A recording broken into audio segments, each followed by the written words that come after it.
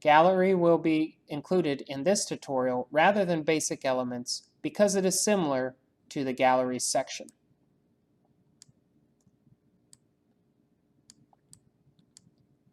However, it is also different in many ways. Double-clicking does not bring up a list of the images. To see a list of the images, click once, then go to Properties and Manage. Here you will see the uploaded images. You can change their order by dragging and dropping. You'll notice that each of them has the same dimensions. All images in a gallery must be made of the same dimensions. You'll see that as you change the box, you're changing the box in which they are residing, not each individual image.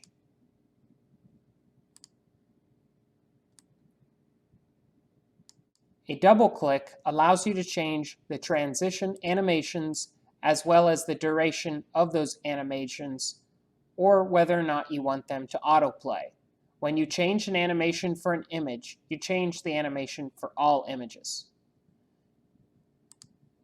You switch between the images by clicking the arrows. You can also double-click this arrow to upload a new arrow icon.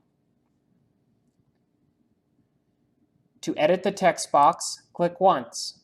From there, you can change the padding of the text itself, as well as give it an animation and also its animation duration and delay. Each individual text box can be changed.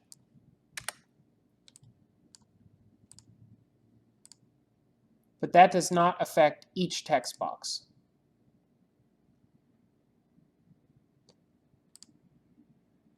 You will see there is a dotted line around the entire gallery in which all elements can be moved at once.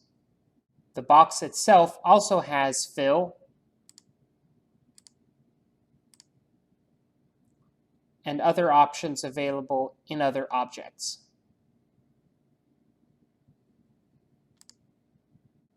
You can also toggle whether or not you want text caption or arrows.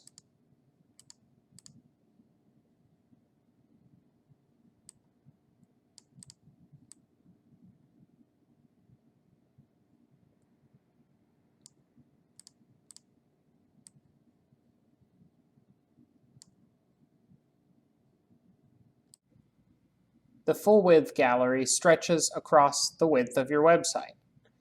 To edit your gallery, double-click. Here you are able to upload new images and delete existing images. You can assign titles and descriptions which then show up as that image does. Each image can be linked to a pop-up of the image in its original size, or other things such as URLs or your current pages.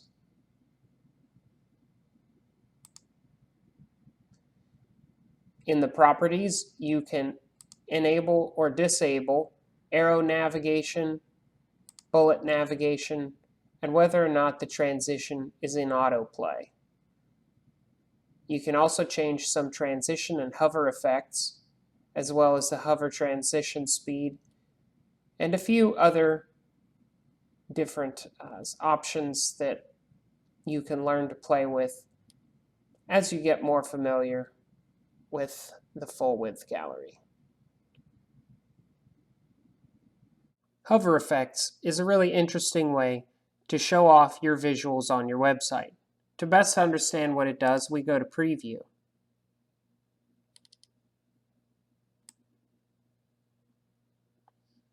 When you hover over the element, it has an animation that sometimes changes the font size or other effects such as a new background. To change all of these options, select the item where you can change the image and the image on hover, which can be two separate images. You can change the hover effect, which we have a large list of different effects that you can play with, as well as the transition speed and other colors that affect that hover effect. Here's also where you change the different title and description options. Fluid Grid Gallery takes the images in the gallery and place them right next to each other in a full width fashion.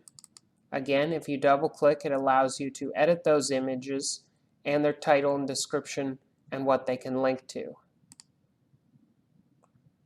You also have properties similar to the full width, which also allow you to change how many things show up per row and column, as well as similar hover effects and positioning of the text and other elements in each of the slides. If you would like just images, you can hide display title, hide display description, and display text background. Fixed Grid allows you to put images next to each other, but not in a full width fashion. However, you can change the width just by dragging one of the outside squares. Here you can also change similar functions as you can in the Fluid Grid. And again, you can edit each of the images as you double click.